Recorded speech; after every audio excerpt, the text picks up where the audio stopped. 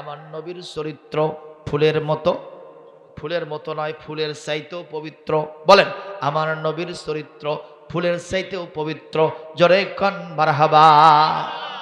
কিন্তু আমাদের যেগুলো নেতা আছে ওগুলোর সামনে কি এই কথা খাটে? আমার নেতার চরিত্র ফুলের মতো পবিত্র, নামাজ নাই এক ওয়াক্ত, গমসুরিতে পাকাভক্ত, গাজা ছাড়ে না 5 ওয়াক্ত, নাস্তিকদের খুবই ভক্ত, আলেম ওলামার উপরে খুবই শক্ত। কথা কয় না বারে, এরকম নেতা আছে না নয়? সব দেখতে পারে কিন্তু আলেম দেখলে আর কলিজা জ্বলে।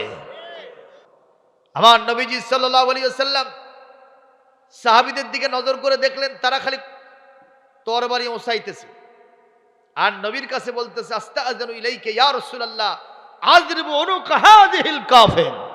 আল্লাহু আকবার। কর হুজুর, আপনার অনুমতি চাই। কেন? এই শয়তানটা আমার মসজিদকে অপবিত্র করে দিচ্ছে, প্রসাব করতেছে, আবার দাঁড়ায় থেকে আমরা তার গর্দান উড়িয়ে দেব, আপনি অনুমতি দেন। আল্লাহর নবী বললেন ইসবিরু সাবরান জামিলা, ওয়েট অ্যান্ড সি, একটু দেরি করো, একটু ধৈর্য ধরো। আমি এই পৃথিবীতে কারো গর্দান উড়ানোর জন্য আসি নাই, আমি পৃথিবীতে ব্যবহারের মাধ্যমে মানুষকে ইসলাম ধর্মে টানতে এসেছি। একটু আয়াত টান দিব, আপনারা একটু জোরে আল্লাহু আকবার বলতে পারবেন কিনা? একটু পারবেন কিনা? ফাবিমা রাহমাতিম মিনাল্লাহ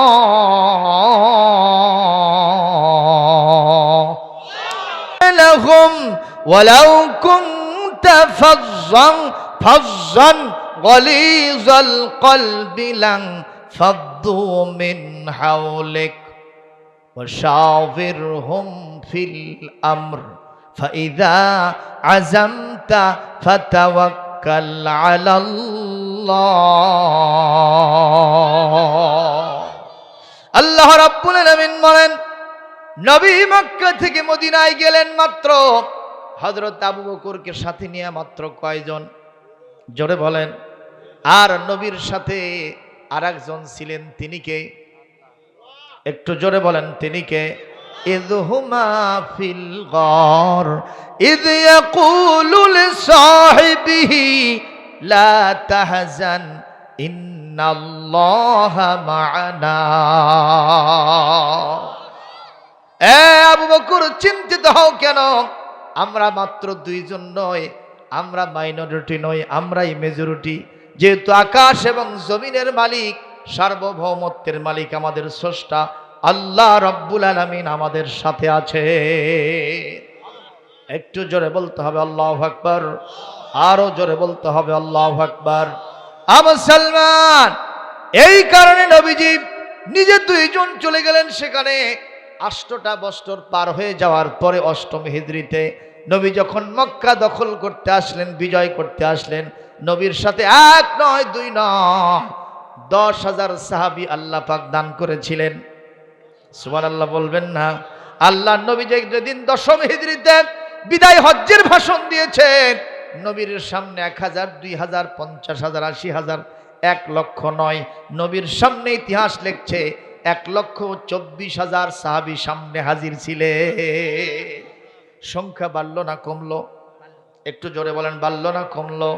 এই যে সংখ্যাটা ভারী হলো, অস্ত্রের মাধ্যমে নাকি? বোমা কিরিস, সন্ত্রাসী, জঙ্গিপনা কিসের মাধ্যমে বাড়লো? একমাত্র ব্যবহারের মাধ্যমে। আল্লাহ পাক পৃথিবীর মানুষকে নবীজির মাধ্যমে মন জয় করে দিয়েছেন। সুবহানাল্লাহ। এই জন্য ইসলামের মধ্যে জঙ্গিবাদের স্থান নাই, অস্ত্রবাজির স্থান নাই। ইসলামের মধ্যে অস্ত্রের ঝঞ্ঝনানি, বোমা কিরিস, সন্ত্রাসী, মানুষ হত্যা করা, এগুলোর মাধ্যমে ইসলাম কায়েম হবে না, হবে না, হবে না। এমন এক সময় ছিল আপনাদের নওগাঁ, রানীনগর, আত্রার ভিতরে এই ধরনের সন্ত্রাসী কার্যক্রম, জঙ্গিপনা হয়েছে না হয় নাই? কে করছিল? মনে আছে তার নাম কি ভাই? এগুলো সব শেষ। কথা বলেন ঠিক না ঠিক? সুতরাং সন্ত্রাসীর কাজ দায় নয়, আমরা ইসলামের সিস্টেম যেটা চরিত্রের মাধুরতা দিয়া, বিশ্বনবীর আদর্শ দিয়া মানুষের মন জয় করতে চায়। ঠিক না ঠিক? সাহাবীগণকে হুজুর বলেন, খামোশ হয়ে যাও, লোকটাকে প্রসাব করতে দাও, শান্তি মতো প্রসাব করে নিক আগে। সুবহানাল্লাহ।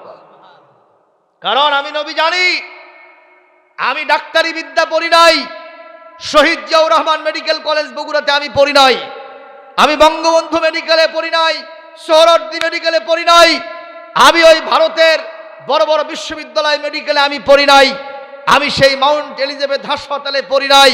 কিন্তু মহান আল্লাহ তাআলা আমাকে মেডিকেল সায়েন্স, আমাকে চিকিৎসা বিদ্যা শিক্ষা দিয়েছেন, যার মাধ্যমে আমি জেনেছি, বুঝতে পেরেছি, মানুষ যদি প্রসাব করতে করতে হঠাৎ করে বন্ধ করে দেয়, এই মানুষের কিডনির সমস্যা হবে। আল্লাহু আকবার জোরে বলবেন না? আপনি বিভিন্ন ডাক্তারদের সাথে পরামর্শ করবেন, যারা ইউরোলজিস্ট, যারা মূত্র বিষয়ে অভিজ্ঞ আছে, সেই ডাক্তারগণকে বলবেন, যদি কেউ প্রসাব করতে করতে হঠাৎ করে বন্ধ করে দেয় তাহলে কি হবে? ওনারা বলবেন তার কিডনির সমস্যা হবে। আমার নবী সেই কথা আজ থেকে ১৫০০ বছর আগে বলেছিলেন, ১৫০০ বছর পরে মেডিকেল সায়েন্স সেটা স্বীকার করেছে।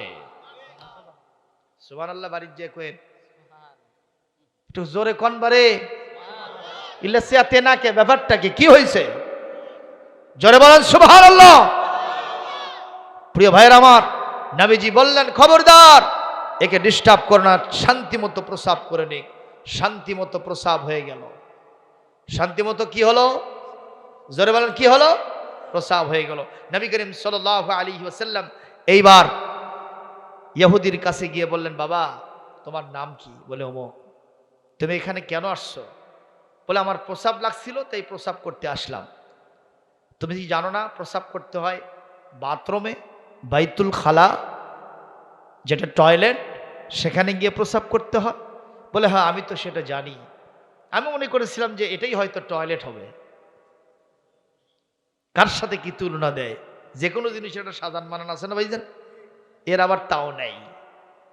বাবা তুমি চতুষ্পার্শ্বে তাকায় যা দেখতেছো, তাতে কি এটা টয়লেট মনে হয়? বাথরুম, বাইতুল খালা, এটা কি বাইতুল খালা মনে হয়? এটা কি হাম্মাম খানা মনে হয়? তখন সে বলতেছে, না, এটা আমার কাছে বাইতুল খালা, এটা আমার কাছে হাম্মাম খানা, এটা আমার কাছে টয়লেটের মতো মনে হয় না। শুনে রাখো, এটা আমরা মুসলমান, আমাদের ইবাদতগাহ, এখানে আমরা আমাদের রব আল্লাহ সুবহানাহু ওয়া তাআলাকে সিজদা দিয়ে থাকি। আর আমার আল্লাহ বলছেন, আন তাহহিরা বাইতিয়া লিত-তাইফিন ওয়াল আকিফিন ওয়াল কাইমিন। আমার আল্লাহ বলেছেন, যে আল্লাহ আমারে সৃষ্টি করেছেন, তোমারে সৃষ্টি করেছেন, সে আল্লাহ বলেছেন, আমাদের যে ঘরে আল্লাহর ইবাদত করতে হয়, এই উপাসনালয়, আমরা যে ঘরে এসে আল্লাহকে সেজদা দিই, রুকু করি, কোরআন তেলাওয়াত করি, সেই ঘরটাকে পবিত্র করার জন্য তিনি আমাদেরকে নির্দেশ দিয়েছেন। প্রসাব পায়খানা তো দূরের কথা, একটা খড়কুটাও সেখানে ফেলে রাখা জায়েজ নেই। সুবহানাল্লাহ। বাবা তুমি যা করেছো, ভবিষ্যতে এটা করো না। অন্য ধর্মের প্রতি সম্মান দিতে হয়। এই কথা বলতে দেরি হয়েছে, এই ইহুদির চোখ থেকে দরদর করে পানি পড়তে দেরি হয় রে। ইহুদি বলতেছে, আমি এখানে সত্যি জানি এটা আপনাদের উপাসনালয়, এটা আপনাদের ইবাদতগাহ, রুকু সিজদা দেওয়ার জায়গা, এটা তেলাওয়াতের জায়গা, আমি এটা ঠিকই জানি। আমি আসছিলাম, সত্যি আপনি নবী নাকি ভণ্ড, আমি সেটা প্রমাণ করার জন্য আসছিলাম। আপনি যদি নবী না হয়েন, ভণ্ড হইতেন, আপনার সঙ্গী সাথীরা যেভাবে অস্ত্র চালানো শুরু করছিল, আমার দেহের সাথে কল্লাটা থাকতো না, কিন্তু আপনি সে অনুমতি দেন নাই। আমরা আমাদের কিতাব তাওরাত আর ইনজিলের মধ্যে পড়ে দেখেছি, যিনি আখেরি নবী হবেন, রাসূল হবেন, কোরআন যার উপর নাজিল হবে, মানুষ যতই তারে জ্বালাক না কেন, কোনো জ্বালানোতে উনি খেপবেন না, রাগ গোসা করবেন না, আল্লাহর হস্তে মানুষকে তিনি মাফ করে দিবে।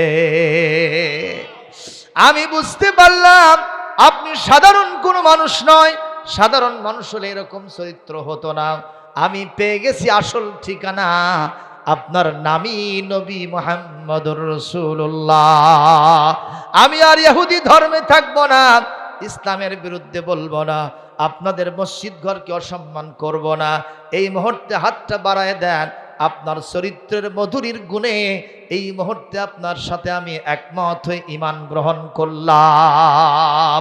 হুজুর বললেন, পরলা ইলাহা ইল্লাল্লাহু মুহাম্মাদুর রাসূলুল্লাহ, লা ইলাহা, একটু জোরে, লা ইলাহা, মুহাব্বতের সাথে পড়বেন, লা ইলাহা।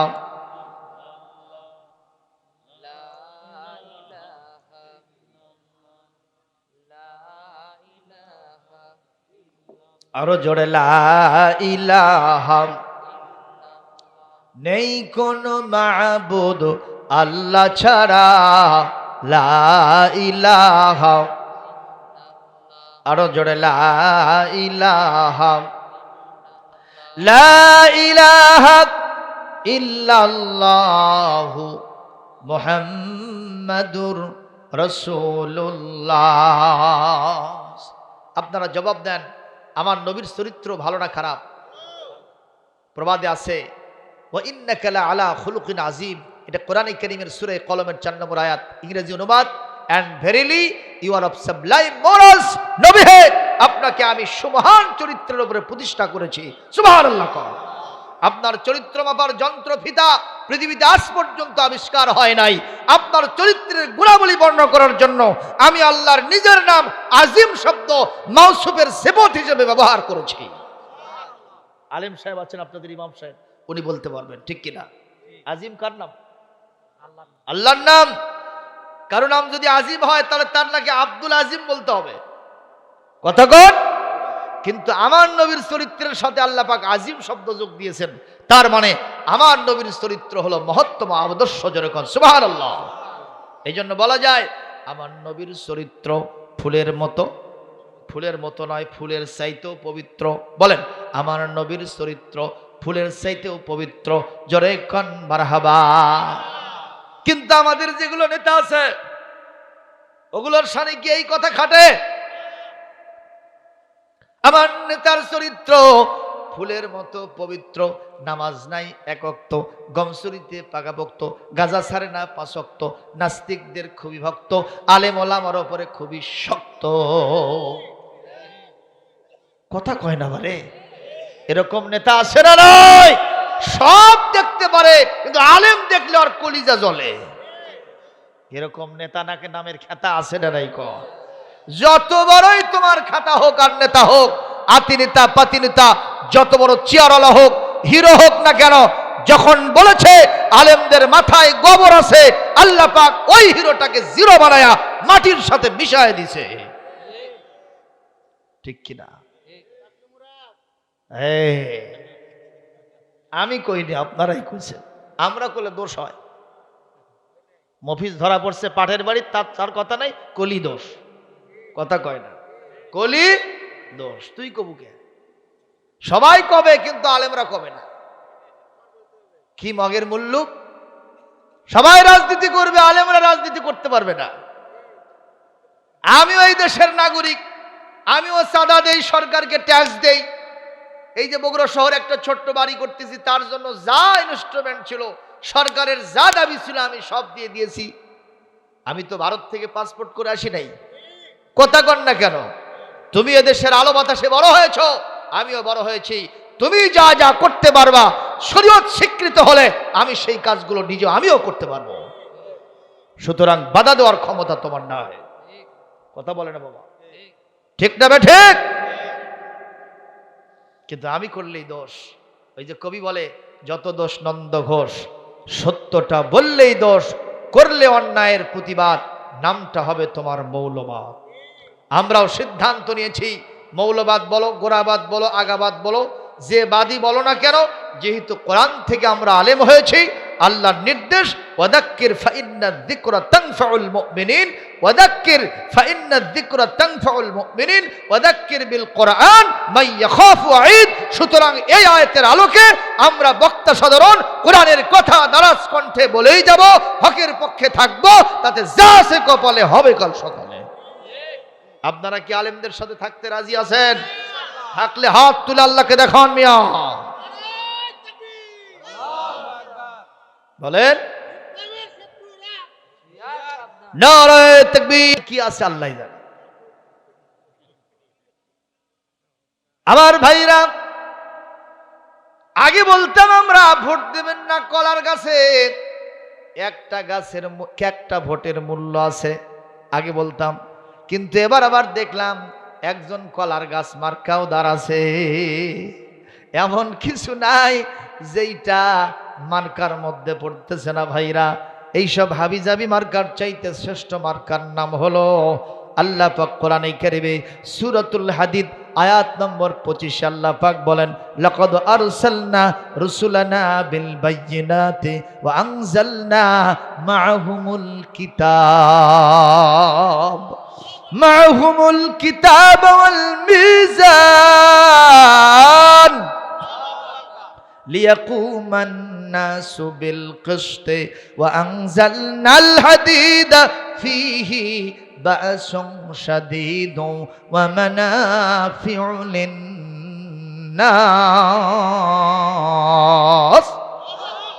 আল্লাহ পাক বলেন, পৃথিবীতে নবীদের সাথে 4টা জিনিস পাঠাইছিলাম। কয়টা? আর জোরে হলো না। তার ভিতরে 1 নম্বর দিয়েছিলাম নবীদের সাথে বাইয়িনাত, স্পষ্ট দলিল মুজিজা দিয়েছিলাম। 2 নম্বর কিতাব দিয়েছিলাম, মুজিজা দিলাম নিয়োগপত্র হিসেবে, কিতাব দিলাম কনস্টিটিউশন দাস্তুর সংবিধান হিসেবে, আর 3 নম্বর দিলাম মিজান, দাড়ি পাল্লা। জোরে বলেন কি পাল্লা? আর জোরে সবাই বলেন, সবাই বলেন। এখন আর সেই পাল্লা নাই, আসল মার্কাটাই উঠে গেছে। জোরে কোন ঠিক কিনা? আল্লাহ বলেন, নবীদের সাথে আমি দাড়ি পাল্লা দিয়েছিলাম। কেন? লিয়াকুমান নাসু বিল কিসত। দাড়ি পাল্লা হলো ন্যায় এবং ইনসাফের প্রতীক। এই জন্য আদালত ভবনে বিচারকের মাথার উপরে কি দেখা যায়? কেউ যদি ঢাকায় যেয়ে থাকেন, হাইকোর্ট এবং সুপ্রিম কোর্টের সামনে কি লেখা আছে, কি রকম প্রতীক আছে? আল্লাহ পাক কোরআনে বলেন, সকল নবীদেরকে আমি দাড়িপাল্লা দাঁত করেছিলাম। উদ্দেশ্য হলো ওরা যেন নিক্তির মাধ্যমে সমান সমান বিচার ফয়সালা করে। 1 চোখে তেল বেচবে, আর 1 চোখে লবণ বেচবে। নিজের দলের লোককে একরকম, আর এক দলের লোককে একরকম দেখবে। এই রকম হবে না, সবার মধ্যে নেই বিচার কায়েম করবে।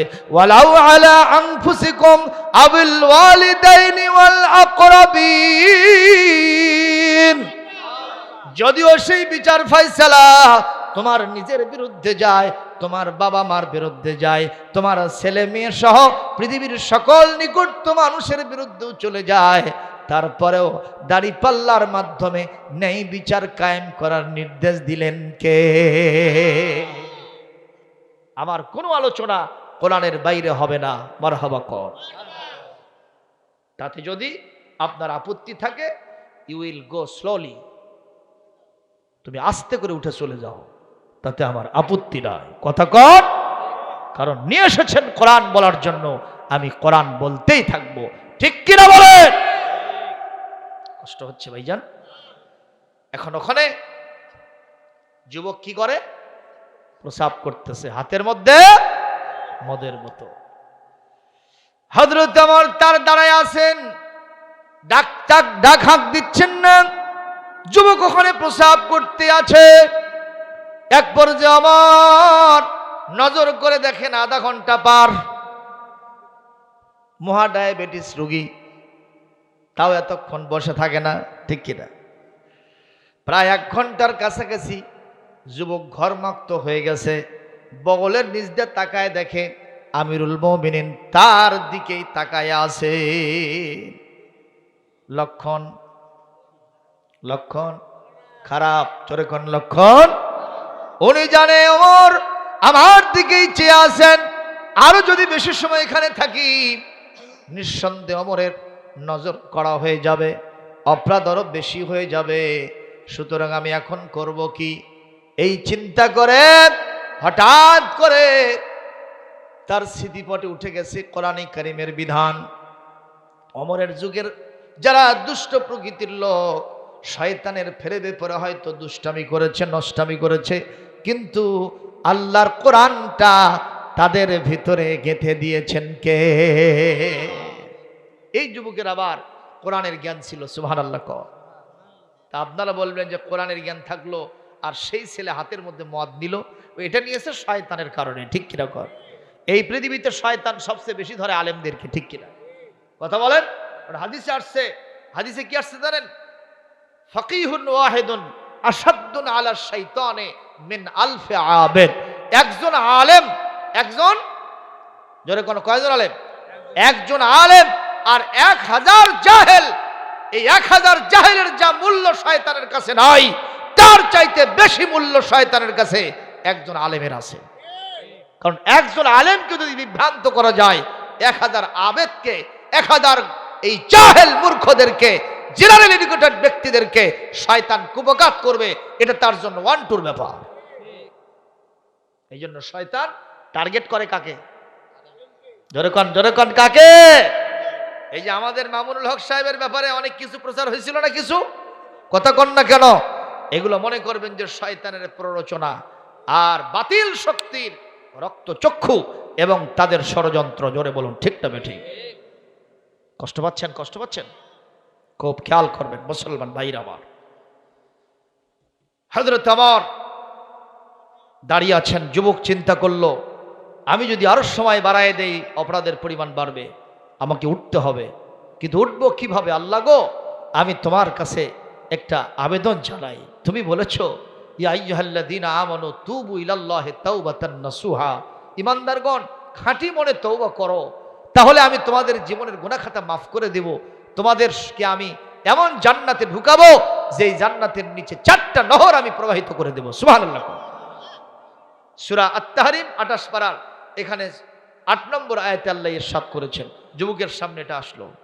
শুধু তাই নয়, যুবক চিন্তা করল সূরা জুমারের ওই আয়াতটি যেটি 53 নম্বরে আল্লাহ সেটিং দিয়েছেন, ইয়া আইয়ুহাল্লাযীনা আমানু কুল ইয়া ইবাদিয়াল্লাযীনা আসরাফু আলা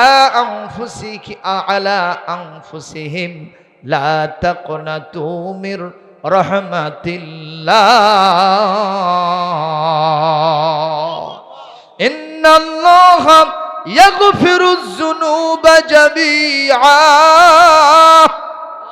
ইন্নাহু হুয়াল গফুরুর রহিম। আল্লাহ পাক এখানে বলেছেন, তুমি জিনা করেছো, তুমি মদ খেয়েছো, তুমি দুষ্টামি করেছো, মানুষের সাথে বেয়াদবি করেছো, মানুষের হক মেরেছো, বিভিন্ন প্রকার খারাপ কাজ করেছো, নামাজ কাজা করেছো, রোজা কাজা করেছো, রে মুসলমান, আমি আল্লাহ পাক তোমাকে কখনো ছেড়ে দেই নাই। তুমি একটাবার জীবনের প্রতি নিরাশ হয়ে যেও না, একটাবার তওবা করে তুমি আমার কাছে ফিরে আসো, আমি আল্লাহ তোমার জীবনের সমস্ত গুনাহ খাতা মাফ করে দিব। এই যুবকের মনের ভিতরে চিন্তা, আল্লাহ তোমার এই আয়াতগুলি আমার ভিতরে আশার সঞ্চার করেছে, আমি এই মুহূর্তে তওবায়ে নসুহা করলাম, তার মানে আজ থেকে সিদ্ধান্ত নিলাম আমি আর জীবনে মদের কাছে যাব না। এ আল্লাহ, আমি তওবা করার কারণে তুমি তো বলেছো জীবনের সব গুনাহ খাতা মাফ করে দেব, ঢেকে দেব, আর জান্নাতে ঢুকায় দেব। আল্লাহ গো, আজকে আমার অপরাধটা কেমনে ঢাকবে তুমি ব্যবস্থা করে দাও। আল্লাহ, আমি তোমার উপরে তাওয়াক্কুল করছি, ইন্নাকা আলা কুল্লি শাইইন কাদির ফাআলুল লিমা ইউরিদ। পৃথিবীতে তুমি যা ইচ্ছা তাই করতে পারো, তুমি রাতকে দিন, দিনকে রাত, সাগরকে নগর, নগরকে সাগর বানাতে পারো, আমিরকে ফকির, ফকিরকে আমির বানাতে পারেন কে? ও আল্লাহ, আমি কিছুই চাই না, কিছুই চাই না, তুমি যেহেতু সবই পারো। আমি যখন ওমরের সামনে যাব, ওমর আমাকে ইন্ট্রোগেশন করবে, আমাকে প্রশ্ন করবে, এই যুবক তোর হাতের মধ্যে ওটা কিসের বোতল? আমি ওমরের সামনে গিয়া একটা মিথ্যা কথা বলবো, তুমি যদি আমার মিথ্যাটাকে সত্য বানায় দিতে পারো, আমি আজ থেকে মদের ধারে কাছে যাব না। আমার সামনে পিছনে ডানে বামে কেউ যদি মদ খায় আমি তারেও ছাড়বো না। বলেন মারহাবা। ও আল্লাহ, আমি তোমার উপরে তাওয়াক্কুল করলাম। ওমর যখন আমারে জিজ্ঞেস করবে এটা কিসের বোতল, আমি তখন বলবো এটা দুধের বোতল। আল্লাহ গো, তুমি তোমার আপন ক্ষমতা বলে ওমরের সামনে যদি আজকে আমার মদের বোতলটাকে দুধের বোতল বানায় দিতে পারো, আমি তোমার ক্ষমতা আরো বেশি করে বিশ্বাস করব।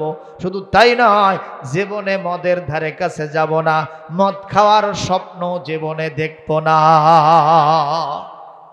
এই কথা বলে যুবক এই মদের বোতলটাকে একটা রুমাল দিয়ে এরকম সুন্দর করে ঢেকে নিয়েছে, আর আস্তে আস্তে উঠতেছে, ঘরমুক্ত হয়ে গেছে, কাঁপতে কাঁপতে ওমরের সামনে হাজির হয়। তার সামনে ওমর জিজ্ঞেস করলেন, যুবক রে, মানান্তা, তুমি কে? লিমাদা, তুমি ওখানে কেন এতক্ষণ ধরে পেশাব করলে? এতক্ষণ ধরে তোমার কি পেশাব করা লাগে? যুবক রে, যাক সে কথা, আমি ওগুলো জিজ্ঞাসাবাদ করতে চাই না। তুমি একটা কথার জবাব দাও, তোমার হাতের মধ্যে এটা কিসের বোতল?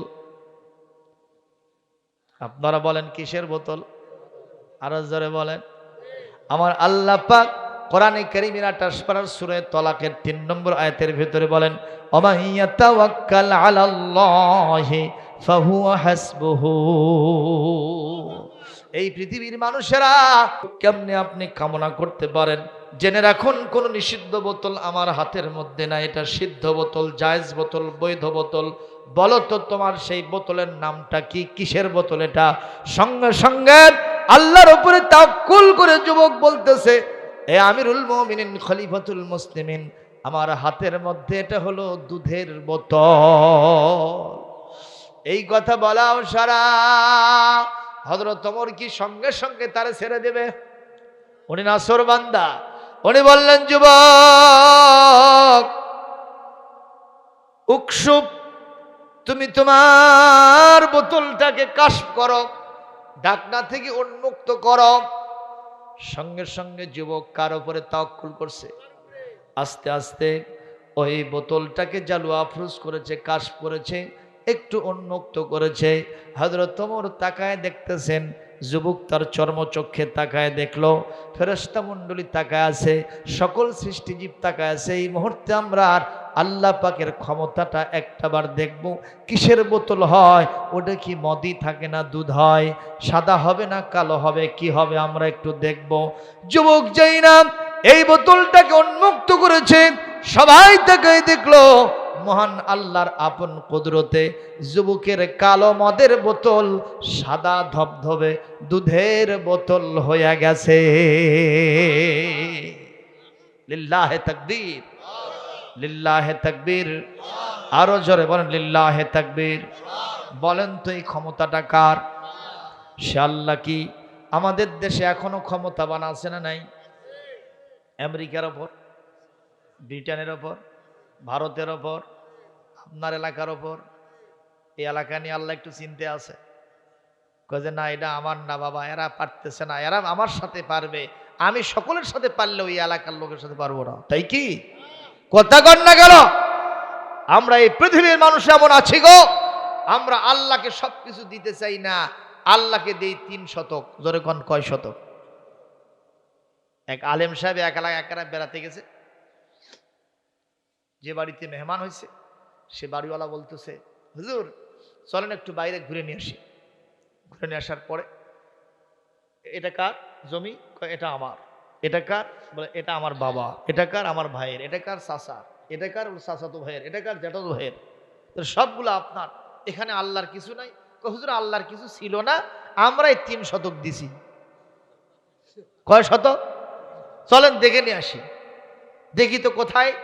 যাওয়ার পরে দেখাইতেছে, হুজুর এই যে মসজিদ ঘর ছাপরা দিয়ে বানাচ্ছি না, এটা আল্লাহর এই এলাকা কিচ্ছু ছিল না, এই 3 শতক আল্লাহ কয়েকদিন আগে দিছি আমরা।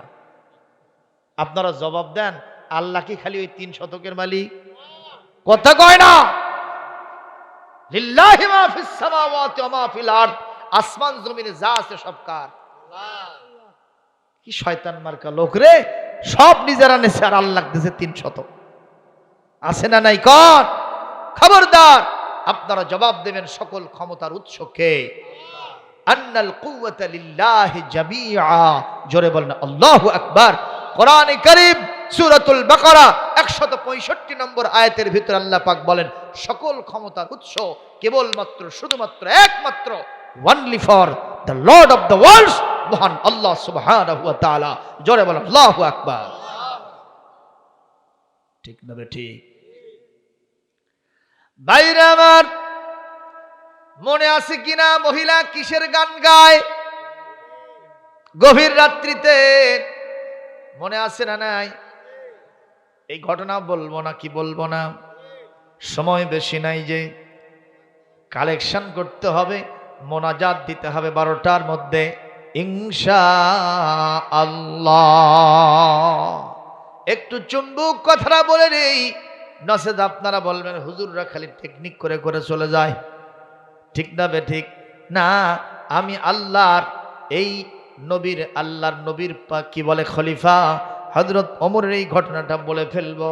হযরত ওমর এতই জজবা, ওই ঘরের ভিতরে ঢোকার জন্য চেষ্টা করছেন।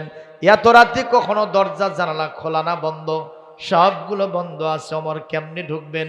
ওই কুড়ে ঘরের প্রাচীর ঢপকায়া মহিলার সামনে ওমর ডাঙ্গা তরবারি নিয়ে হাজির হয়ে বলছেন, ইয়া আইয়াতুহাল মারাত লিমাদা তুগান্নিন, কেন তুমি গান গাও? কে তুমি রে? উসকুতি গিনাক, তুমি তোমার গানটা বন্ধ করে দাও। সঙ্গে সঙ্গে মহিলা বলতেছেন, ওমর এত বেশি চেতাচেতি করছেন কেন? রাগারাগি করছেন কেন? এত বেশি বকাঝকা করছেন কেন? চোখ মোটা করে আপনি কেন তাকাইছেন? ওমর গো, একটা কথা আপনাকে বলতে চাই, আমি কি কোনো অপরাধ করেছি? তাড়াতাড়ি বলেন। সঙ্গে সঙ্গে হযরত ওমর বলতেছেন, তুমি কি জানো না কোরআনে কারীমে আল্লাহ রাব্বুল আলামিন সূরা লোকমানের 6 নম্বর আয়াতে এই সমস্ত প্রেমের গান ঝাঁটা মেরে নিষিদ্ধ করেছেন, অবৈধ হারাম ঘোষণা করেছেন। সেই গান তুমি গাইতেছো, আমি ওমরের তরবারি থেকে তুমি কখনো বাঁচতে পারবে না। এই গভীর রাত্রিতে সবাই যখন ঘুমায় গেছে, তুমি তোমার প্যানপ্যানানি প্রেমের সুর দিয়া যুবকদের চরিত্রের মধ্যে উত্তাল ঢেউ পয়দা করতেছ। অন্য কেউ ছাড়লে ছাড়বে, আমি ওমর তোমারে ছাড়ব না। মারহাবা, জোরে কোন মারহাবা, আরো জোরে কোন মারহাবা।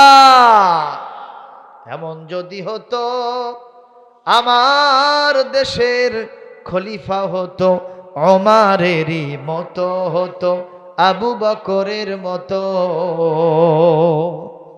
প্রজার দুঃখে তাদের চোখে আসতো না রে ঘুম, দেশের ভিতর পড়ে যেত শান্তি সুখের ধুম। ধনী গরিব ভালোবাসার জীবন ফিরে পেত, যদি আমার খলিফা হতো ওমরেরই মতো। জনগণের খোঁজ খবর নিত রাত দুপুরে, ঘুরে ঘুরে দেখতো কি কেউ আছে অনাহারে। আমার দেশের মা বোনেরা লাঞ্ছিতা হতো না, আমার দেশের কৃষক শ্রমিক বঞ্চিত হতো না। ধনী গরিব ভুখা নাঙা নাহি পাওয়া যেত, যদি আমার খলিফা হতো ওমরেরই মতো। এমন যদি হতো আমার দেশের খলিফা হতো ওমরেরই মতো, হতো আবু বকরের মতো। এমন যদি হতো,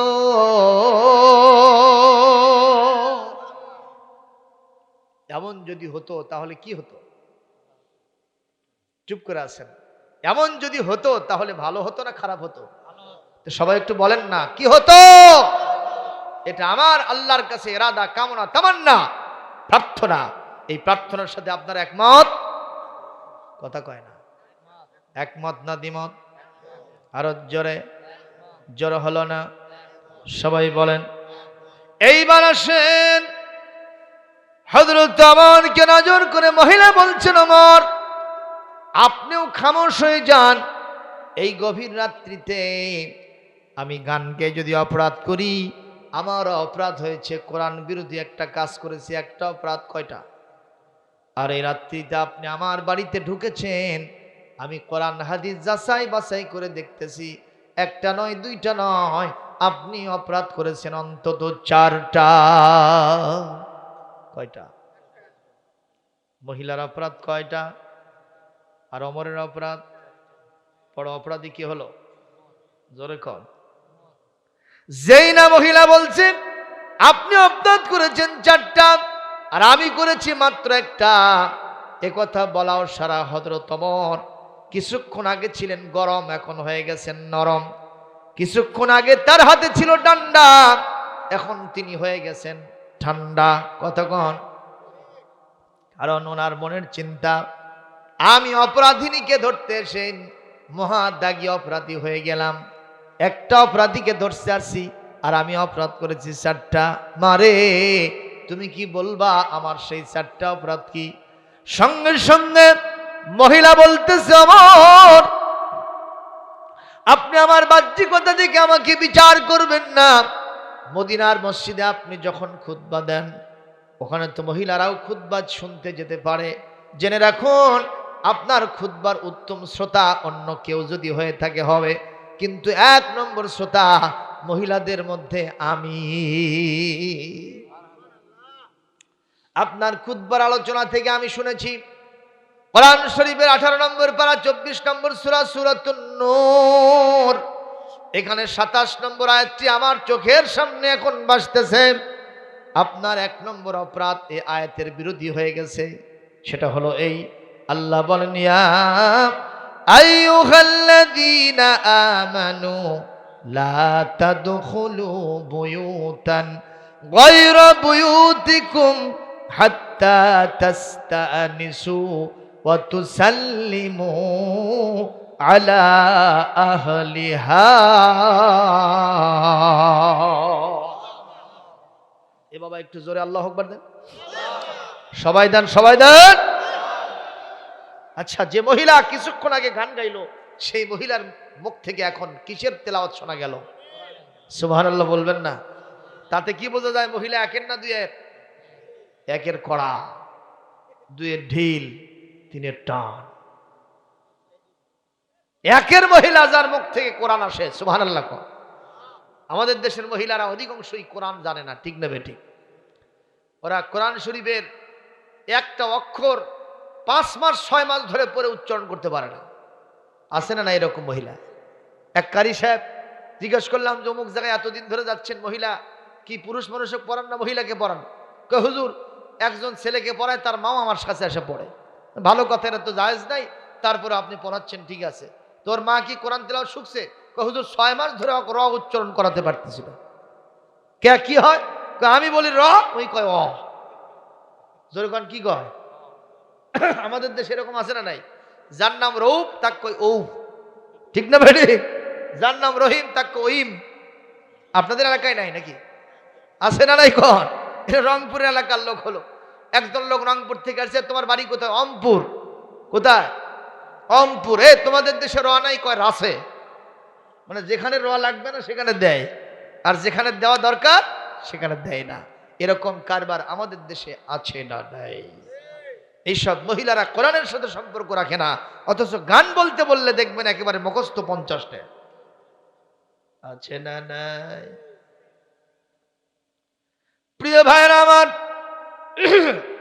হযরত ওমর মহিলাকে এই আয়াত তেলাওয়াত করার সাথে সাথে উনি হিম শীতল হয়ে গেছেন, আল্লাহর কাছে তাওবা করা শুরু করছেন। আল্লাহ, আমি তো সত্যি আয়াতের বিধান লঙ্ঘন করেছি।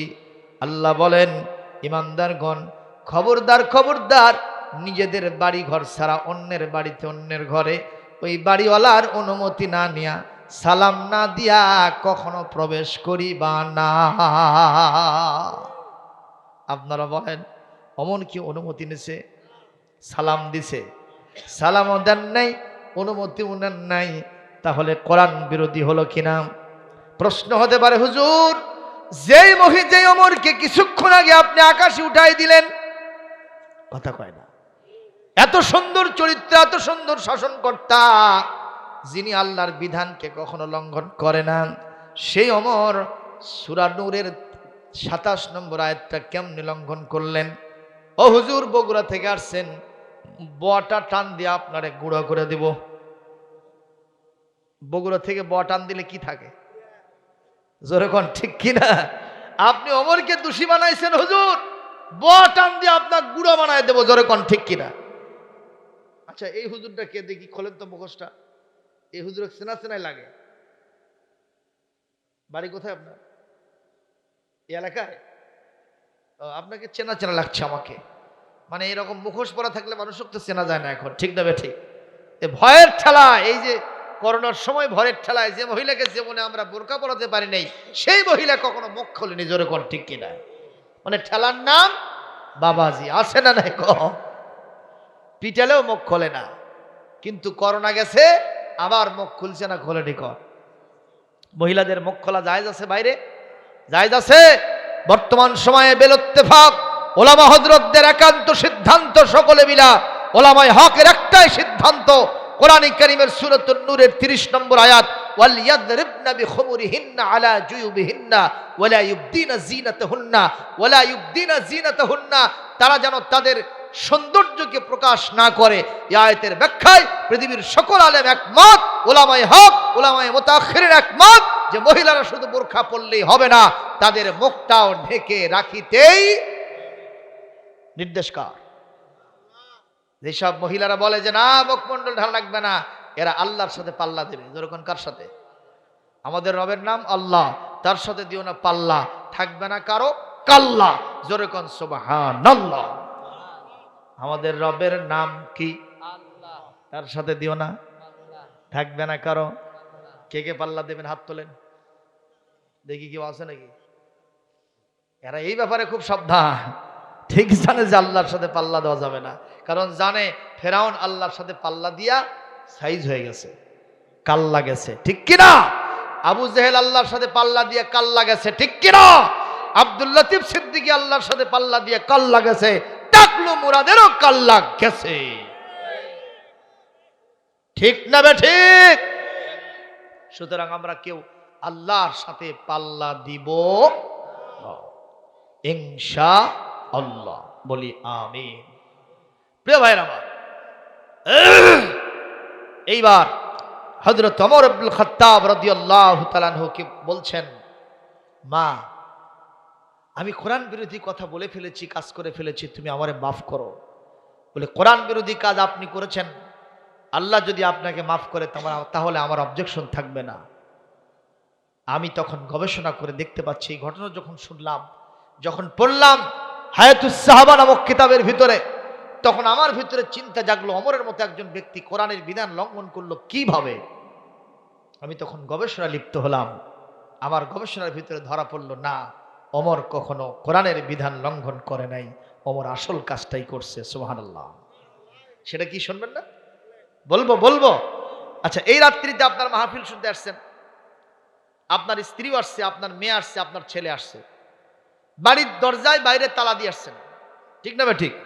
আমি যখন মোনাজাত দিয়ে ছেড়ে দেব, আপনারা বাড়িতে যাবেন। যাওয়ার পরে দেখলেন বাড়ির দরজার বাইরে তালা ঠিকই আছে, কিন্তু ভেতরে কে যেন ঘুটুর মুটুর করতেছে। কে ঢুকছে বলেন তো?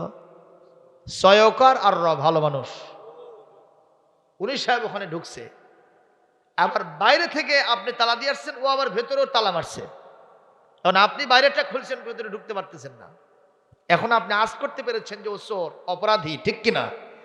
আপনি যদি মনে করেন যে ওর থেকে অনুমতি নিব, আপনি বলতেছেন আসসালামু আলাইকুম আইয়ুহাস সারিক, হে চোর ভাই, তোর উপর শান্তি বর্ষিত হোক, ইফতাহিল বাবা, দরজাটা একটু খুলে দাও, আখুজুকা আখজান শাদীদা, আমি তোমাকে কঠিন ভাবে গ্রেফতার করব।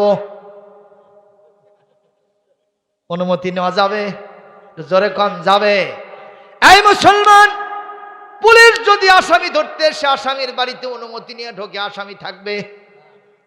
কথা কন না কেন? আসামি ধরতে এসে পুলিশের যেমন অনুমতি লাগে না, কথা কন না কেন? হযরত ওমর ওই দেশের পুলিশ বাহিনীর প্রধান ছিলেন, ওনার হাতে প্রশাসনিক দায়িত্ব ছিল। কোনো অপরাধীকে ধরতে যাবেন, অপরাধীর বাড়িতে ঢুকতে প্রশাসনের অনুমতি লাগে না। সুতরাং প্রমাণ করতে পেরেছি হযরত ওমরের মতো ব্যক্তি আল্লাহর রহমতে কোরআন বিরোধী কোনো কাজ করে না। তাহলে ইনি কেন ক্রন্দন করলেন আর কেন মহিলার কাছে মাপ চাইলেন? বলে যারা আল্লাহর বান্দা হয়, খাঁটি গোলাম হয়, কোরআন দিয়ে যখন আর্গুমেন্ট পেশ করেন, বাজ বিচার করেন না, চিন্তা ভাবনা করেন না, কোরআনের বিধানের কথা শুনলেই ওয়াইদা সামিউ মা উনজিলা ইলার রাসূলি তারা আয়ুনহুম তাফিদু মিনাদ দাম'i মিম্মা আরাফু মিনাল হক্কি ওয়া ইয়াকুলুনা রাব্বানা আমান্না ফাকতুবনা মা'আশ শাহিদিন। একটু জোরে বলেন আল্লাহু আকবার।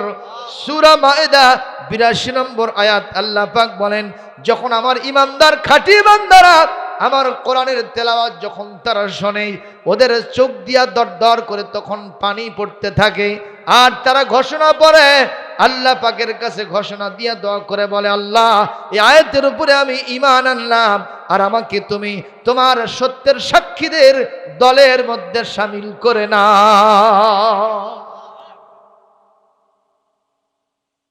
ঠিক আছে না হুজুর? এগুলো কি কোরআন নাকি পুরাণ? জোরে কোন কি এগুলা? আব্দুল সালাম আজকে বক্তা বগুড়া থেকে এসে আপনাদেরকে কি তক্তা বানাই গেল? একটু কোরআন শেখানোর জন্য আব্দুল সালাম চেষ্টা করলো। তাতে কি শঙ্কুরপুরের মানুষেরা শঙ্কায় আছে? কোনো সমস্যা আছে নাকি? আল্লাহর রহমতে কোরআন ছাড়া আমরা অন্য কিছু বলতে পারি না। এতে যদি দোষ মনে করেন এই বক্তা ৪ নম্বর, ৩ নম্বর, ২ নম্বর, আমার কথা ২২ নম্বর বানায় দেন, কিছুই আসে যায় না। আল্লাহর কথা বলবো, যদি ১০০ নম্বর হয়ে যায় তাতে আমাদের কিছু আসে যায় না। কথা কর। আমার ভাইরা খুব নজর করে কথা শোনেন। হযরত ওমর বললেন, মা আমার ২ নম্বর অপরাধ কি? এখান থেকে একটা শিক্ষা দেই, এই পৃথিবীতে আমরা কোনো বাড়িতে বিনা অনুমতিতে ঢুকবো না ইনশাল্লাহ। সে যদি হারি চান্ডাল হয়, সে যদি দিন মজুর হয়, কুলি হয়, শ্রমিক হয়, দিন আনে দিন খায়, অটো ভ্যান চালক, তার বাড়ির বউ বিটি নিশ্চয় তাদেরও একটা পর্দা আছে। কথা বলে না? তাদেরও বাড়ির একটা ভাবমূর্তি আছেন। সুতরাং আপনি মেম্বার হন, চেয়ারম্যান হন, গ্রামের মোড়ল হন, মাতবর হন, কোটিপতি হন, তালুকদার হন, সর্দার হন, মন্ডল হন, প্রামাণিক হন, যেটাই হন না কেন, আপনি হিরো মার্কা হলেও ওই জিরো মার্কা মানুষের বাড়িতে অনুমতি ছাড়া যাওয়া যাবে না। একটু জবাব দেন, বিধানটা যেন কার? অনুমতি নিয়ে ঢুকলে আপনার একটা উপকার হবে, সেটা কি জানেন? আপনার বাড়িতে যদি আপনি নাও থাকেন, আপনার বিবি নাই, বাল বাচ্চা কেউ নাই, বাড়ির দরজা খোলা, তাও কোনো ব্যক্তি আপনার বাড়িতে অনুমতি ছাড়া ঢুকিতে পারিবে না। সুবহানাল্লাহ, জোরে কন। আল্লাহর বিধান যদি আপনি মানেন তাহলে আপনার উপকারটা সবচেয়ে বেশি হবে। সুবহানাল্লাহ। তা আমাদের দেশে কিছু কিছু শয়তান মার্কা মেম্বার আছে, কি ওই আজি হসে মেম্বার, তারপরে টেম্পার, এরপরে স্যাম্পার, জনগণের চরিত্রের হ্যাম্পার। কথা কয় না? চেম্বারের পরই হ্যাম্পার, ঠিক না? সলিমুদ্দির বাড়িতে গেছে, কোনো প্রকার অনুমতি লাই, ভেতরে ঢুকছে, ঢোকার পরে সলিমুদ্দির ওই বউ বিটির চালান পাতি যা আছে সব দেখে নিয়ে তারপর একটা গলা খাগর মাখতেছে। সলিমুদ্দি আসু, এই মানুষ না শয়তান? এই শয়তানের দাদা। কথা কন ঠিক কিনা?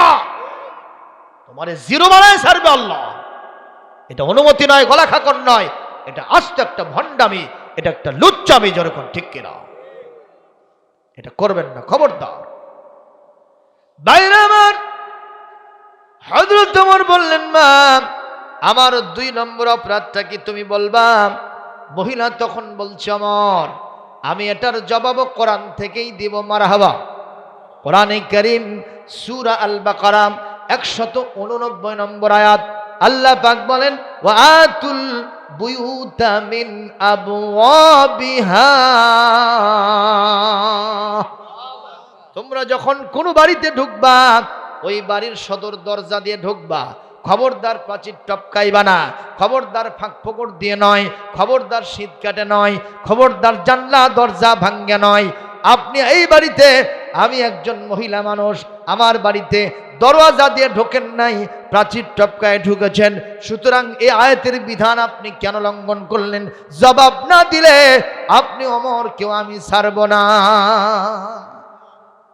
মারহাবা জোরে কর ভাইরা আমার। জবাব ওই একটাই, ঠিক কিনা? উনি যদি দরজাতে অনুমতি নিয়ে যান, মহিলা গান বন্ধ করবে না চালাবে? বন্ধ করে দেবে, ঠিক না? ঠিক। আর যখন গান বন্ধ হবে, মহিলাকে তিনি গ্রেফতার করতে পারবেন না, কারণ এভিডেন্স ছাড়া কারো বিচার করা, প্রমাণ ছাড়া, সাক্ষী ছাড়া কোনো বিচার করা যায় না। মালে জালে না জ্বললে কখনো তাকে চোর বলা যাবে? কোরআনে আছে না নাই? সূরা আল বাকারা 111 নম্বর আয়াত আল্লাহ পাক বলেন, কি সুন্দর করে আল্লাহ পাক বলেন, এই পৃথিবীতে তুমি যদি কোনো কিছু প্রতিষ্ঠিত করতে চাও, যদি কিছু জিনিসকে তুমি হালাল বানাতে চাও, হারাম বানাতে চাও, জায়েজ বলতে চাও, নাজায়েজ বলতে চাও, তাহলে তোমাকে দলিল দিতে হবে, প্রমাণ দিতে হবে। কুল হাতু বুরহানাকুম ইন কুনতুম সাদিকিন। আল্লাহ পাক বলেন, submit your evidence on your demands. তুমি যা দাবি করছো এর উপরে তুমি প্রমাণ উপস্থাপন করো। বিধানকার প্রমাণ ছাড়া ফাঁসি দেওয়া তো দূরের কথা, একটা থাপ্পড়ও মারা যাবে না। এটাই ইসলাম, দ্যাট ইজ ইসলাম। আল্লাহু আকবার। এটা ওই শয়তানদের কাছে নয়, এটা ইসলামের কাছে আছে। যদি ইসলাম প্রতিষ্ঠিত হয় কোনোদিন, এই সৌন্দর্য আমরা সেদিন ফুটে তুলতে পারবো ইনশাআল্লাহ, বলি আমরা।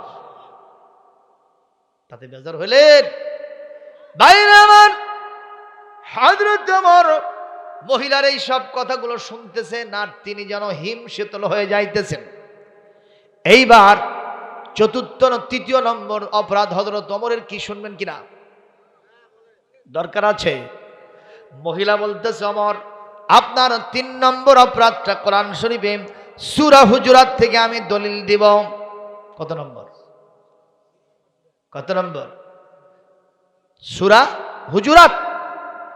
সূরা হুজুরাত এটি 26 নম্বর পারা। আল্লাহ রাব্বুল আলামিন এখানে ইরশাদ করছেন 12 নম্বর আয়াত, ইয়া আইয়ুহাল্লাযীনা আমানু জতানিবু কাসীরাম মিনাজ-যন ইন্না বা'দাজ-যন্নি ইসমুন ওয়া লা তাজাসসু ওয়া লা ইয়াগতাব বা'দুকুম বা'দা। ঈমানদারগণ, বেশি বেশি ধারণা করবা না, আর খবরদার মানুষের দোষ খোঁজাখুঁজি করবা না, খবরদার একে অপরের গীবত গিল্লাসারি করবা না। তোমরা কি একে অপরের মৃত্যু ভাইয়ের গোশত খাইতে রাজি হও? নিঃসন্দেহে এটা অপছন্দ করো, কাজেই তোমরা গীবত করো না, মানুষের দোষ কোনো চর্চা করো না, দোষ খোঁজাখুঁজি করো না। আমি আমার বাড়িতে গান গাই না, নাচানাচি করি, সেটা আমার ব্যাপার। আপনি কেন গোয়েন্দাগিরি করলেন? দোষ কেন খুঁজতে আসলেন? নিঃসন্দেহে এটাও আপনার একটা বড় অপরাধ হয়ে গেছে। আপনারা বলেন, মহিলা যদিও কোরআন দিয়ে দলিল দিয়েছে, যেহেতু ওমরের হাতে প্রশাসনিক দায়িত্ব ছিল, ওনার গোয়েন্দাগিরি করা জায়েজ না না জায়েজ? সুবহানাল্লাহ, সুবহানাল্লাহ। আর একটা থাকলো, এটা আজকে বলবো না। না না, আপনাদের খুব বিরক্তি লাগতেছে, আমি বুঝতে পারতেছি, কষ্ট হচ্ছে ভাইয়া। একটু জিকির করেন, সুবহানাল্লাহ, আলহামদুলিল্লাহ, লা ইলাহা।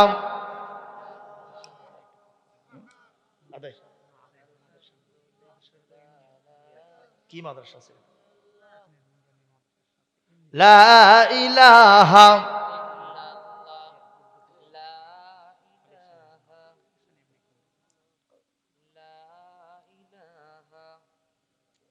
সুবহানাল্লাহ, আলহামদুলিল্লাহ, লা ইলাহা।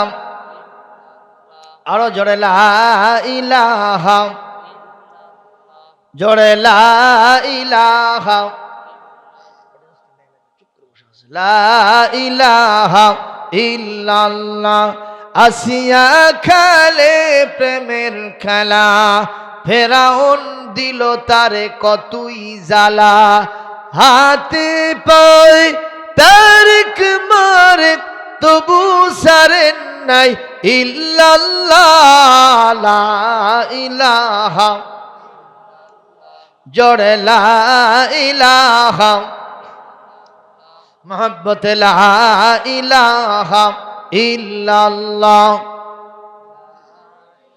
লা ইলাহা ইল্লাল্লাহু মুহাম্মাদুর রাসূলুল্লাহ সাল্লাল্লাহু আলাইহি ওয়াসাল্লাম। প্রিয় ভাইরা, আর একটা কি শুনবেন আপনারা? সবাই শুনবেন। দেখি, আল্লাহ রসুলের একটা তবিয়ত ছিল, নেচার ছিল, স্বভাব ছিল, তবিয়ত ছিল, তার স্বভাব ছিল, আদাত মোবারক ছিল। সেটা হলো তিনি উপস্থিত শ্রোতামণ্ডলীর ভিতরে যে জনমত যাচাই করতেন। সুবহানাল্লাহ। তিনি বলতেন, আওয়ালা আকুলু লাকুম আলা আদুল্লু লাকুম, আমি কি তোমাদের উদ্দেশ্যে হাদিস বলবো না? আমি কি তোমাদের উদ্দেশ্যে বক্তব্য রাখবো না? সাহাবায়ে আজমান শুধু নাম বলতেন না, তারা বলতেন, বালা ইয়া রাসূলুল্লাহ, কেন বলবেন না সেটাই বলেন, আপনার বক্তব্য আপনি উপস্থাপন করবেন, সেটা আমরা শুনবো, মানবো, প্রয়োজনে জানটাও দিয়ে দিব। সুবহানাল্লাহ। সুতরাং সেই কায়দায় আমি জিজ্ঞেস করতে চাই, আর একটা কি আপনারা শুনবেন? তাহলে হাতটা দেখান, হাতটা দেখান, দুহাত দেখো, এক হাত চলবে না, দুহাত দেখান। আর একটু স্লোগান দেন তো একজন, দাঁড়াও, স্লোগান দেন, দাঁড়ান এবার দাঁড়ান। কিসের জন্য রে? পা ভেঙে গেছে নাকি? শরম লাগতেছে? লিল্লাহে তাকবীর, লিল্লাহে তাকবীর। আল কোরআনের আলো সারা দুনিয়ায় জালো, কোরআন আছে যেখানে, আজকের মাহফিল সফল হোক, সফল হোক, লিল্লাহে তাকবীর। সারাটা জীবন যুবক জালো জালো আগুন জালোর স্লোগান দিছো, ওগুলো হবে না। আল্লাহু আকবার যতক্ষণ পর্যন্ত না ধরবা, তোমার জীবনের আমূল পরিবর্তন হবে না। ঠিক না? ঠিক কর। সুতরাং এই সবক আজকে দিয়ে দিলাম। এইবার হযরত ওমরের এতক্ষণ যা বললাম সেখান থেকে একটা সবক দিতে চাই। এই যে মহিলা এতক্ষণ ধরে কোরআন দিয়ে কথা বলতেছে ওমরের সাথে, তাতে কি বোঝা যায় এই মহিলা খালি ABCD পড়ছে? হ্যাঁ, ক খ গ ঘ ও, হ্যাঁ, এটা পড়ছে? আগডুম বাগডুম ঘোড়াডুম সাজে, হাট্টিমা টিম টিম তাদের খানা রুটি সিং, তারা মাঠে পারে ডিম, তারাই হাট্টিমা টিম টিং, এটা পড়ছে খালি? মহিলা কোরআন পড়েছে, দ্বীনি শিক্ষায় শিক্ষিত হয়েছে। মারহাবা। তা আপনাদের গ্রামে কোনো মাদ্রাসা আছে নাকি? কত দূর? প্রাইমারি আছে? প্রাইমারিও আছে? আচ্ছা, আপনারা প্রাইমারির চেহারা দেখবেন আর এই ইবতেদায়ী মাদ্রাসার চেহারা দেখবেন, দুটোর মধ্যে কোনটার চেহারা ভালো? কথা কন না কেন? আমাদের দেশের দিন বিজয় আছে না নাই? কোরআন বিজয় আছে না নাই? স্কুল কলেজ দেখলে, বিশ্ববিদ্যালয় দেখলে আর মাদ্রাসা দেখলেই বোঝা যায় এই দেশে দিন বিজয় নাই। এই একজন খালি ঠিক কয়, সব দে ঠিক। মাদ্রাসার কিরকম জীর্ণ দশা, ছেলে মেয়েরা বসে পড়তে পারে না, চেয়ার নাই, টেবিল নাই, শিক্ষকেরা বসবে এরকম একটি রুম নাই, কামরা নাই, সেখানে পানি পড়ে, ছাপড়া দিয়ে অবস্থা, ঝড় আসার সাথে সাথে উড়ে যায়। এদেশের শাসকদেরকে বলবো, আল্লাহর রহমত ছাড়া এই দেশ টিকা রাখানো সম্ভব হবে না। ঠিক না? ঠিক। কোরআনের শিক্ষা যত সম্প্রচার করা যাবে, সম্প্রসারণ করা যাবে, তত এদেশের উপরে আল্লাহর রহমত চেপে বসবে। সুবহানাল্লাহ কর। আমি আজকের মাহফিল থেকে উদাত্ত আহ্বান জানাই, কোরআনের মাহফিলের প্রতি সম্মান যেমন আজকে আপনারা দিয়েছেন, আপনাদের এই মাদ্রাসার প্রতি সম্মান দিতে হবে। শিক্ষকেরা মানবেতর জীবন যাপন করে, টাকা পয়সা না হয় নাই পাইলো, কিন্তু ছাত্রও যদি না থাকে, ছাত্রীও যদি না থাকে, ওটা একটা ফুল বাগান, ফুলই যদি না থাকলো এই বাগানের কিছু আছে? জোরে কোন আছে? সুতরাং আপনাদেরকে আমি অনুরোধ করব, আপনাদের কলিজার ধন সন্তানদেরকে জীবনের উষা লগ্নে সর্বপ্রথম মাদ্রাসায় ভর্তি করে দিবেন। কারণ তাকে প্রথমে আলিফ বা তাসা পড়তে হবে। বিধানকার ইকরা বিইসমি রাব্বিকাল্লাযী খলাক, যে রব তোমাকে সৃষ্টি করেছেন সেই রবের নাম নিয়ে তুমি তোমার পড়া শুরু করে দাও। সুবহানাল্লাহ। আমি একদিন একটা মাদ্রাসার পাশে দিয়ে যাচ্ছিলাম, সেখানে দেখি ছোট্ট ছোট্ট সোনামণিরা বলতেছে, মাগো আমি পড়বো না আর হাট্টিমা টিম টিম, কোথায় গেলে পাবো মাগো আলিফ লাম মিম। একটা করে অক্ষরে মা 10টা করে নেকি। সকল পড়া ছেড়ে দিয়া কোরআন হাদিস শিখি।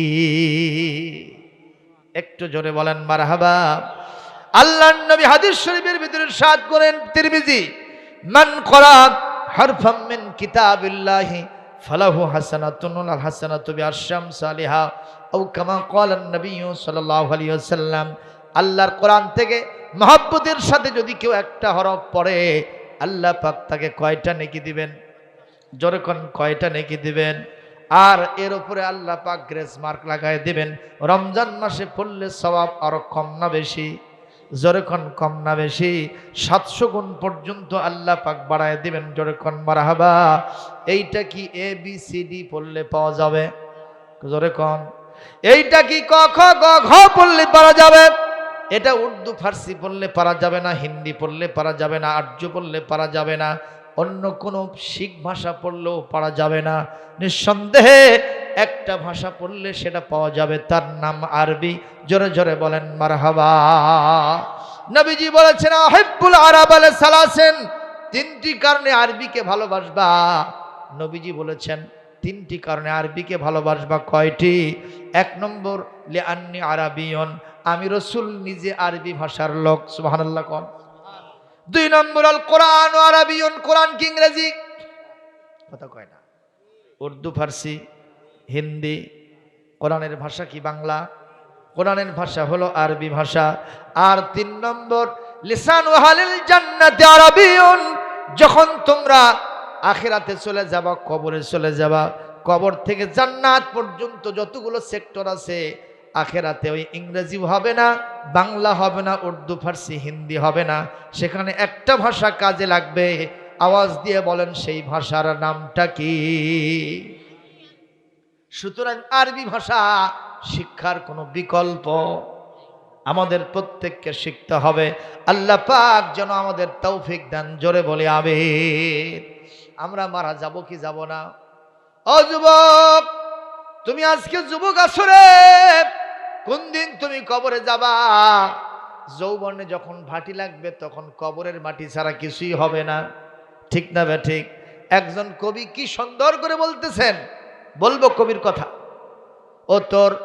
ও তোর গহনা দিন ফুরাইয়া গেলে যৌবনে লাগবে ভাটি, ওহি যে দেখো ডাকিছে তোমায় কবরের মাটি। একটু সবাই বলেন আমার সাথে, ও তোর গহনা দিন ফুরাইয়া গেলে, গহনা দিন ফুরাইয়া গেলে যৌবনে লাগবে ভাটি, ওহি যে দেখো ডাকিছে তোমায় কবরের মাটি। সন্ধ্যার আগে ডুবে যে দিন বেলা, সন্ধ্যার আগে ডুবে যে দিন বেলা, এক নিমিষে ভাঙবে তোমার সকল রঙের মেলা। কাকে দিবা তুমি সান্ত্বনা ভাই, কাকে দিবা তুমি সান্ত্বনা ভাই, কার মাথায় ভাঙবা লাঠি, ওই যে দেখো ডাকিছে তোমায় কবরের মাটি। ও তোর গহনা দিন ফুরাইয়া গেলে, গহনা দিন ফুরাইয়া গেলে যৌবনে লাগবে ভাটি, ওই যে দেখো ডাকিছে তোমায় কবরের মাটি। একটু জোরে কোন আমিন। আমরা সকলে একদিন কবরের মাটিতে ঢুকবো। কথাটা কি সত্য না মিথ্যা? কিন্তু কবে ঢুকবো? আমি এখন যুবক আছি, এজন্য এখন ঢুকবো না, গ্যারান্টি আছে নাকি? আমার মাদ্রাসার 3 জন ছাত্র, বয়স কত হবে? 18 থেকে 20 বছর, তার চেয়েও কম। এবার আলিম পরীক্ষা দিয়া 3 জন কলিজার ধন আমার ছাত্র মোটর সাইকেল যোগে বাসায় আসতেছিল, রাস্তার মধ্যে রোড অ্যাক্সিডেন্ট করে এ পর্যন্ত দুইজন কলিজার ধন বিদায় হয়ে যাও সারা। ও যুবক, তোমার চাইতেও কচি বয়স বিদায় হয়ে চলে গেছে। আমার মনে অসুস্থ অবস্থায় বিছানায় কাতরায়, পাটা ভেঙে গেছে, হাতের অন্যান্য জায়গায় ইনজুরি হয়েছে। এইসব ঘটনা থেকে আমি বলতে চাই, যুবক হইছি জন্য মারা যাব না কোনো গ্যারান্টি নাই। পৃথিবীতে আসার জন্য সিরিয়াল ছিল, কিন্তু যাওয়ার জন্য সিরিয়াল হবে না। দাদার আগে নাতিও যেতে পারে। বাবা কথা বলো, ঠিক না ঠিক? সুতরাং সবসময় আমরা মৌতের জন্য প্রস্তুত হব। আল্লাহ তৌফিক দান করুন। জোরে জোরে বলি আল্লাহুম্মা আমিন। আমি আর বাড়াতে পারি না, আপনাদের উদ্দেশ্যে আমার আহ্বান হলো, কিসের জন্য আয়োজন হয়েছে? মসজিদের জন্য, তাই না? কিসের জন্য এটা? মসজিদের উন্নয়ন কল্পে আয়োজন হয়েছে। আমাকে কর্তৃপক্ষ আব্দুর রহমান ভাই বলেছেন, একটু আমার শ্রোতা মণ্ডলীর কাছ থেকে আবেদন জানাবেন, তারা যেন মসজিদের জন্য একটু দান করে, একটু সদকা করে। আমার আপনার হাতে যা আছে আল্লাহর রাস্তায় যদি আমরা দিতে পারি, এটা আগুনে পুড়বে না, পানিতে ডুববে না, কাল কিয়ামতে উহুদ পরিমাণ সম্পদের মালিক বানায় দেবেন কে? দান করিলে ধন কমে না, নেকির পাল্লাই হয় ভারী। দুনিয়াতে কামাই করো, আখিরাতের ঘর বাড়ি। লা ইলাহা, যেটাই হোক, কোনটা করা লাগবে সেটা করা। আচ্ছা, মসজিদের জন্য নয়, এই মাহফিলের জন্য কালেকশন করতে হবে। মাহফিলের খরচ হয়েছে অনেক, তাই তো নাকি? মাহফিলের জন্য যেটাই হোক ইনশাআল্লাহ কালেকশন করতে বলেছে। যেহেতু মসজিদের উদ্যোগে মাহফিল, এই জন্য মসজিদের কথা বলেছি। মসজিদ ধনী আছে, সমস্যা নাই, কিন্তু মাহফিল করতে গিয়ে আর সম্ভবত সমস্যায় পড়েছে। আপনারা সকলে ইনশাআল্লাহুল আজিজ আপনারা অবশ্যই এই মাহফিলটাকে অ্যারেঞ্জমেন্ট করার জন্য আপনারা কি ধন্যবাদ। আলহামদুলিল্লাহি রাব্বিল আলামিন, আসসালাতু ওয়াসসালামু আলা রাসূলিহিন নবিয়্যিল কারীম ওয়া আলা আলিহি ওয়া আসহাবিহি আজমাইন। রব্বানা যালামনা আনফুসানা ওয়া ইল্লাম তাগফির লানা ওয়া তারহামনা লানাকুনান্না মিনাল খাসিরিন। পরওয়ারদিগার বেনিয়াস, সেই সন্ধ্যা থেকে রাত্রি এখন 12:15 প্রায় বেঁচে গেছে। এতক্ষণ ধরে হযরতুল উলামায়ে কেরাম ওয়াজ করেছেন, আমি গুনাহগার। 2 ঘন্টার উপরে কোরআনের কথাগুলি বলতে থাকলাম। মেহেরবানি করে আপনার আজিম ও শান দরবারে আজকের মাহফিল কবুল করে নেন। বদৌলতে আমাদের জীবনের সমস্ত গুনাহ খাতাগুলি মেহেরবানি করে মাফ করে দেন। আমাদের দরদের মা বাপ যাদের কবরে গেছেন, কবরগুলি জান্নাতের টুকরা বানায় দেন। সবাই পড়েন রব্বিরহামহুমা কামা রব্বায়ানি সগীরা।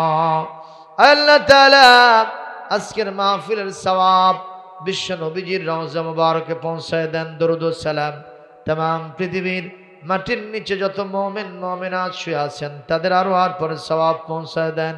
খাস করে এই মাহফিল থেকে আল্লাহ এই গ্রামের বিভিন্ন পুকুর পারে, বাজারে, গোরস্তারে শত শত আমওয়াত গুণ শুয়ে আছেন, তাদের আরো আর পরে সওয়াব পৌঁছায় দেন। মাহফিলটাকে তাদের সকলের জন্য নাজাতের জরিয়া বানায় দেন। আল্লাহ তাআলা মাহফিলের জন্য যারা টাকা পয়সা বুদ্ধি পরামর্শ দিয়েছেন, যারা পরিশ্রম করেছেন, আমার আব্দুর রহমান ভাই সহ, আল্লাহ দয়া করে তাদের সকলের উপরে খাস রহমত বরকত নাজিল করেন। কাল কিয়ামতে মাহফিলকে আমাদের সকলের জন্য, ওনাদের জন্য নাজাতের জরিয়া বানায় দেন। সবাইকে নামাজি, দিনদার, পরহেজগার বানায় দেন। অভাব অভিযোগ দূর করে দেন। অসুস্থতাকে শেফা আজেলা কামেলা দেন। মা বোনদের উপর রহমত নাজিল করেন। তাদের মনের আশাগুলি জায়েজ তরিকায় কবুল করেন। আল্লাহ স্বামীর সংসারকে সুখময় আনন্দময় করে দেন। আল্লাহ তাআলা আমাদের কলিজার টুকরা সন্তানদেরকে আমাদের মনের মানুষ বানায়া দেন। আল্লাহ আমি একটা সিরকুট পাইলাম নওগাঁর নওহাটা মোড়ে। আল্লাহ 2 জন ছাত্র, ইসলামী সংগঠনের ছাত্র 2 জন রোড অ্যাক্সিডেন্ট করে ওখানে স্পট ডেড, সেখানেই মারা গেছে। মাহবুব আল্লাহ তাদের জন্য দোয়া করি। ইসলামের ঝান্ডাকে নিয়ে যারা ময়দানকে ময়দান ছুটে বেড়ায়, অনেক প্রতিকূলতা সত্ত্বেও বীর দর্পে ইসলামের কাজ ছাত্র সমাজে যারা করে, আল্লাহ তাআলা এই 2টা প্রস্ফুটিত গোলাপকে আপনি উঠায় নিয়েছেন। আমরা নাখোশ হব না, শুধু দোয়া করি এদেরকে আপনার জান্নাতের চড়ুই পাখি হিসেবে কবুল করে নেন, শাহাদাতের সর্বোচ্চ মর্যাদা দান করেন। আল্লাহ আমার এক বোন অসুস্থ, দোয়া চাওয়া হয়েছে, আল্লাহ মেহেরবানি করে তাকে শিফা আজলা হায়াতে তৈয়বা দেন। আর যদি তার অসুস্থতা শিফা না হয় বলে আপনার কাছে আপনি সিদ্ধান্ত নিয়েছেন, আর কষ্ট দিবেন না, মেহেরবানি করে তাকে আপনার রহমতের কোলে উঠায়া নেন। রব্বুল আলামিন আমাদের প্রত্যেকের ইসলামী জীবন দান করেন, ইমানি মওত দান করেন, আমাদেরকে নামাজি দিনদার পরহেজগার বানায় দেন। রব্বানা তাকাব্বাল মিন্না ইন্নাকা আনতাস সামিউল আলিম ওয়া তুব আলাইনা ইন্নাকা আনতাত তাওয়াবুর রহিম। সুবহান রাব্বিকা রাব্বিল ইজ্জাতি আম্মা ইয়াসিফুন ওয়া সালামুন আলাল মুরসালিন ওয়ালহামদুলিল্লাহি রাব্বিল আলামিন। ওয়াজআল আখির কালামিনা ইনদাল মাউতি লা ইলাহা ইল্লাল্লাহু মুহাম্মাদুর রাসূলুল্লাহ।